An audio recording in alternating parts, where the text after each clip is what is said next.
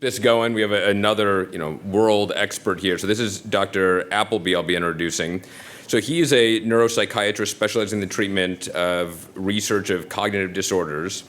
His research and clinical interests include Prion disease and frontotemporal lobar degeneration and young onset dementias. He serves as the director of the National Prion Disease Pathology Surveillance Center as the director, and the only center of its kind in the United States. So he is here, and that's a huge feather in our cap and a huge opportunity for those to work with him.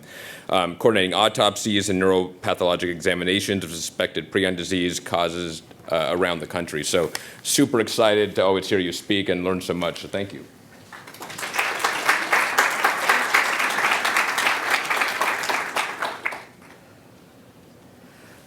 Well, thank you very much for the introduction, and thank you to the Dans for the invitation to speak to you all, as well as to Yi. We have our Cleveland Alzheimer's Disease Research Center internal advisory committee going on at the same time, and she made it so that I could do both, so I appreciate it.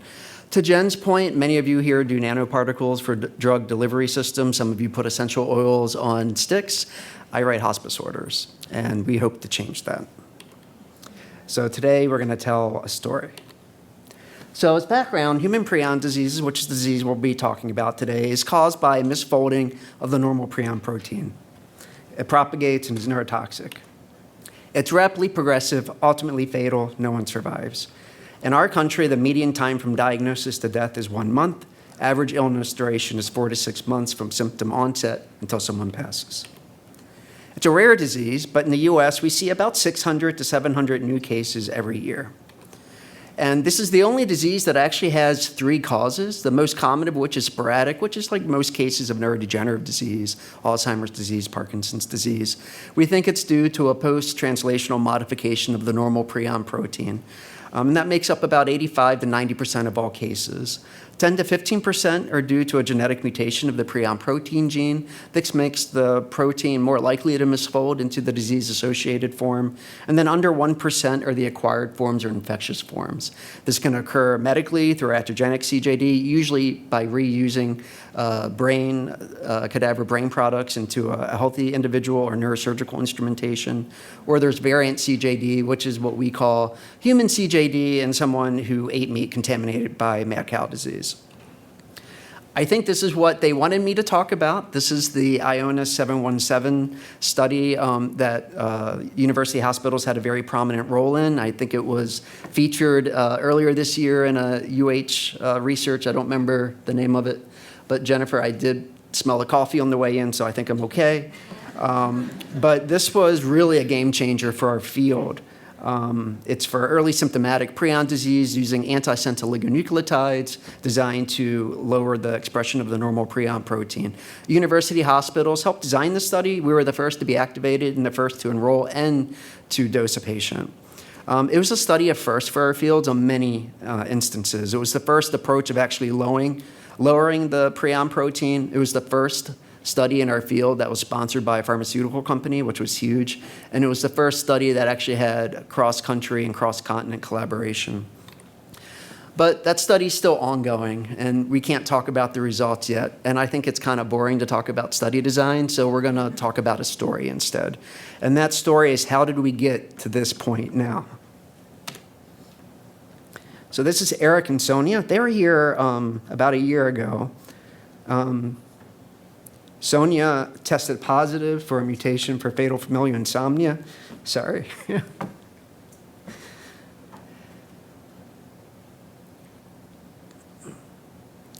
They don't need last names. Google them, they pop up. So she found out that she had a mutation for fatal familial insomnia. They left their careers. He was a city planner. She was a lawyer. They went back and got a PhD. And then they started their own prion lab, specifically for drug development. And they're responsible for a lot of this. There's the Prion Center here at Case Western. Thank you for the plug. And then a really small study called TAP-CJD. I'll tell you how small it is. It's 2 people. It's me and a research coordinator, Katie Glissick, and we do it on $30,000 a year. So very, very small, but had very happy coincidences for it. So let's first talk about the process of prion disease. So we have DNA and RNA, gets translated into protein. In our case, we care about the prion protein. In our field, we call it PRPSC for the normal protein.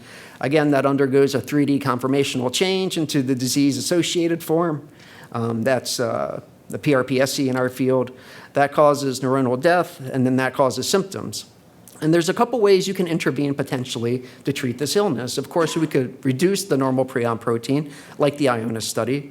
You could prevent the conversion of the normal prion protein into the abnormal form, offer some form of neuroprotection from the toxic form, or treat symptoms once the damage has been done. Unfortunately, this is where we are right now. We can only provide symptomatic treatment for our patients. There have been prior studies in our field. They're relatively small, but all of them have looked at preventing the conversion of the normal prion protein into the abnormal form. All of them, unfortunately, have not been successful. What's interesting is that in this approach, the prions actually develop resistance to the treatment. It's almost like natural selection at a protein level. So even if this did work, it would have to be like an HIV approach, a cocktail, where you would have to constantly chase after the resistance that's happening. And then there's this form, reducing the total expression of the normal prion protein, which I think most of us in our field now know this is the way that we need to go. And this is how Eric and Sonia was really implemental to our field, one way. And they trained their PhD under a geneticist, and they realized that if we tackled the prion protein expression itself, the normal form, that had profound implications. So what they did themselves is they went to FDA and they said, would you approve accelerated approval for a compound that reduced the total amount of the prion protein? FDA said yes. I'll show you why in the next slide. And then they took that information public. How often does that happen? Usually that company keeps it to themselves, right? They took it public and they went to individual biotechnical companies that would have genetic modifying treatment and said, would you be interested in working with us on this? So why does this make sense? The x-axis here is the total expression of the normal prion protein. The y-axis is incubation period. So again, this is an infectious disease, which is helpful for studying therapeutics because you can measure infectious models in animals in terms of inoculating with infectious prions and see how long it takes for them to develop illness. So that's what we did here. And if you look at the very top part, we can completely knock out the prion protein in an animal and inoculate them with infectious prions, and they don't get sick at all. They're completely immune to prion disease, complete cure. If you take a heterozygote model, so they only have one functional copy of the prion protein, they do develop illness, but much later after they're inoculated with prions compared to wild type.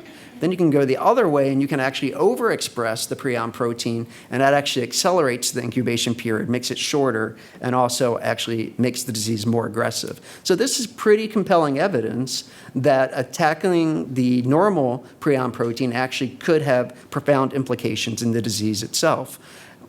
What's more is you don't have to worry about strain resistance, and this would work for all types of prion disease. Doesn't matter if it's sporadic, genetic, or acquired. So that's nice, but how do you identify and treat a rapidly progressive disease? We talked about the first slide, the different challenges with this. Well, thankfully, it's much easier to diagnose this disease. When I first got in the field in 2007, the only way we were able to diagnose it was by a collection of symptoms, some very nonspecific markers in the spinal fluid, and EEG patterns.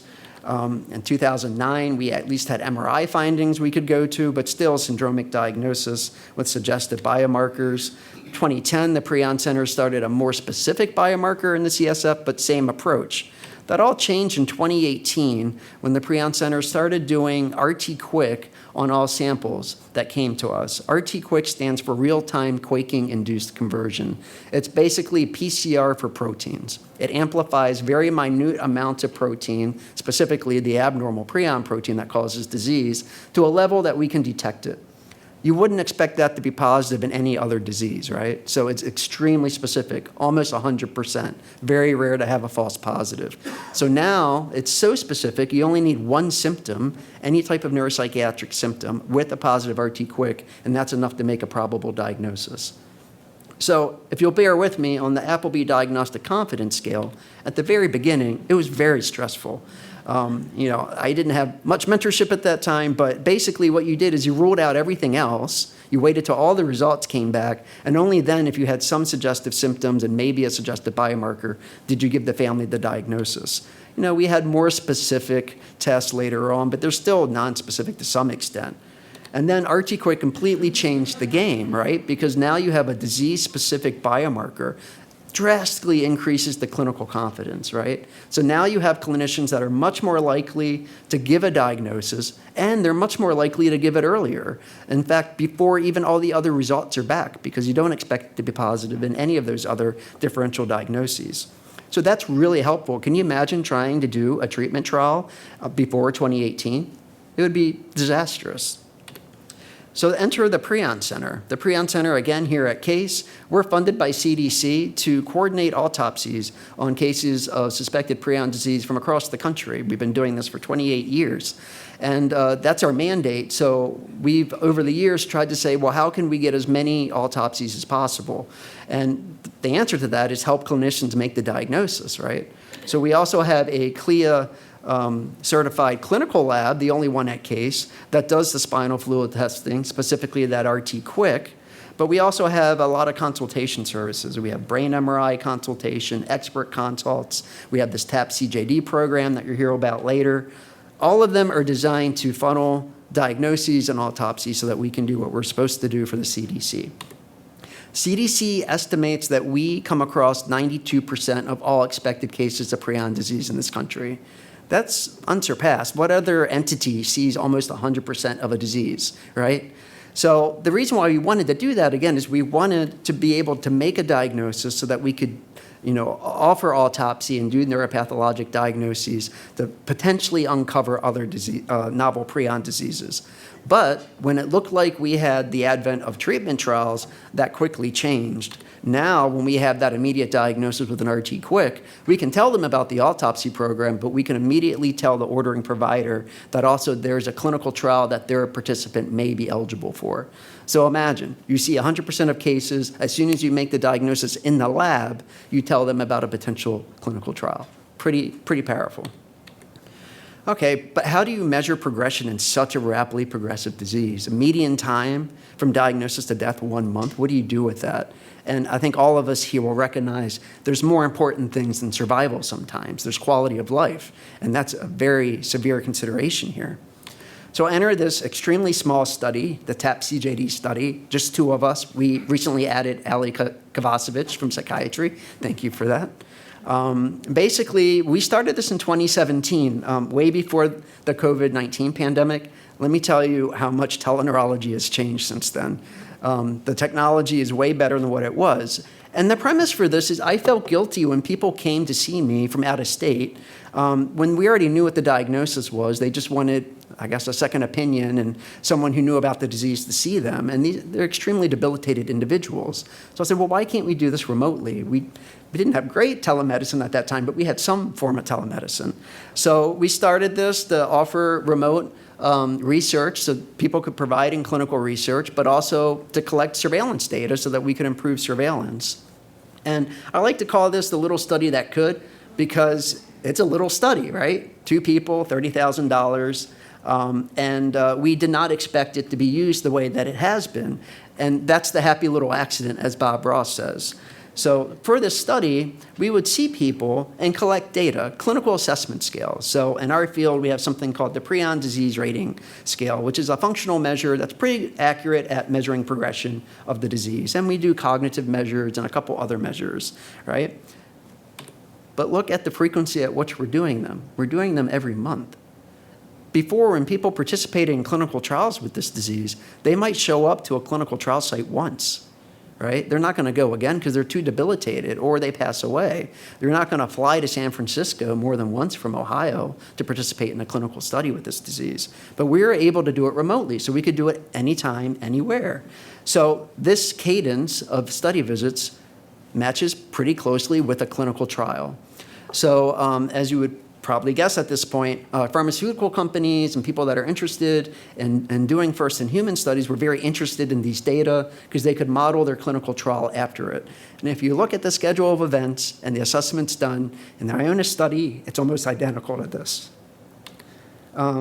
So we've shared it with Ionis, we've shared it with a host of other pharmaceutical companies. We're able to detect optimal cutoff for enrollment in a study, as well as meaningful within-patient change, 1 to 3 points on this 20-point scale. Of course, this is all stuff that's public.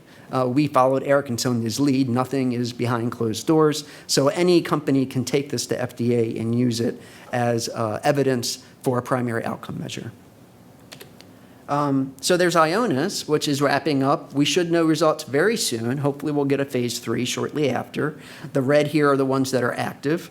The Medical Lab, this is Eric and Sonia, also have a compound siRNA, again, reducing the normal prion protein, that is fully funded, and we're having a investigators meeting to roll it out December, and hopefully we can get started before the end of the year. UH is a site for that. And then you see the other 3 sites that have very good preclinical data, and they're all prepping for first-in-human studies. These are the public companies. There's 13 in all, which is insane. So why do I have cautious optimism for this field? Well, first off, you can actually diagnose the disease with relative confidence at this point.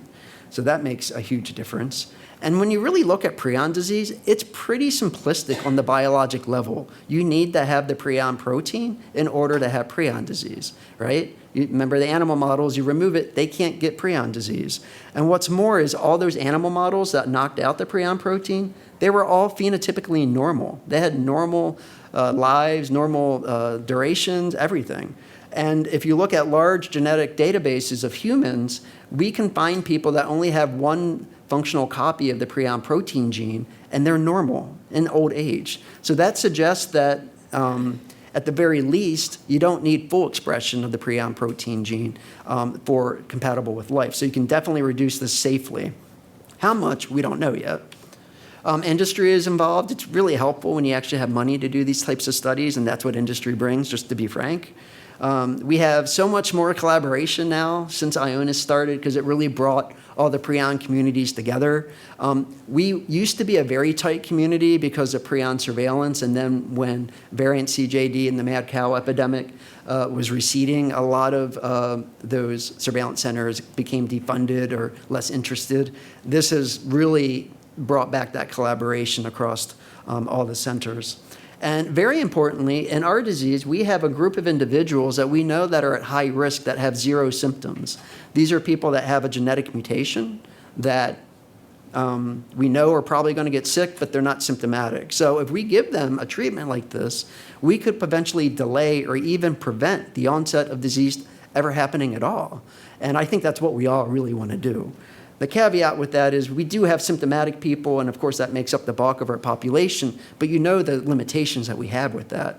People that are rapidly progressive and diagnosed late, I don't know what we're going to be able to do for those individuals as far as quality of life, because these approaches at best will halt or slow down the progression of the illness. We really need something that can reverse neurodegeneration to really help this group.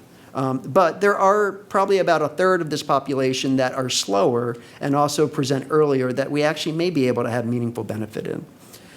So all of us that sat up here, just one person, but probably hundreds of people were involved in all of our studies, so thank you to all of them. Wonderful people at the Prion Center, funded by the CDC, the CJD Foundation, of course, Ionis, the Broad Institute, which is where Eric and Sonia work, and our wonderful research coordinators at University Hospital's Neurologic Institute. So thanks again for the invitation. We appreciate it.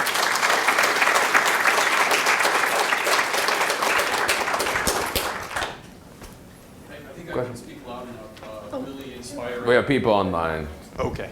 Here we go. Thanks so much. That's really inspiring and exciting, and to see the whole story of how that came about.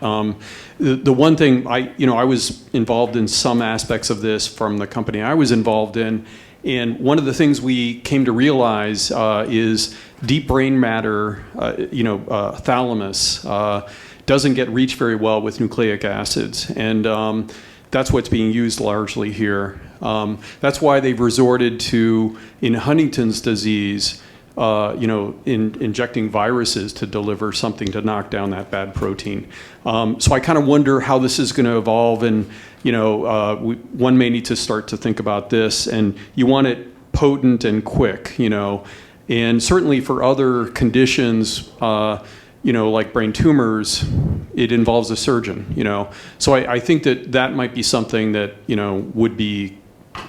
might need to be considered. I've had a case of fatal familial insomnia, which is pretty pathologic in the thalamus, which might not be reached well. Right. Yeah, no, that's definitely a concern. And there's so many rabbit holes for prion disease. By the way, rabbits can't get prion disease, so that was a prion pun. But the origin of the disease is quite variable depending on the subtype. So there are some that start cortically and some that start, in the deep brain region. So it could be that these approaches may reach, cortex very, very well and be helpful for those subtypes, but not for things like fatal familial insomnia. There are approaches looking at things like neurosurgical and viral vectors and things like that. We really are trying to avoid that because neurosurgeons generally do not like to do neurosurgery on prion disease patients. But yeah, that is a concern, and there are some companies that I think have some pretty novel and interesting workarounds for that. Question for you is from me. No. That's okay. So I'm just surprised, you're saying them moving hopefully to phase 3. I'm surprised they would require, assuming phase 3 here is a randomized trial, if you just given the outcomes are so uniformly poor that they wouldn't accept for regulatory approval something like it that's so obviously an improvement, right? Obviously, if you're trying to improve it weeks or months, that may be different. But if you were to extend 6 months, 1 year, et cetera, is that something you've heard discussion on? Just because obviously the resources and ethics become so challenging when nothing works. Yeah, no, that's an excellent question. And actually, we might be at fault for that. Because when we originally wanted to do these studies, we wanted to do it in asymptomatic healthy carriers. Because again, that's where the most benefit's going to be. FDA didn't like that, right? Because we've never knocked down, prion protein in a human before.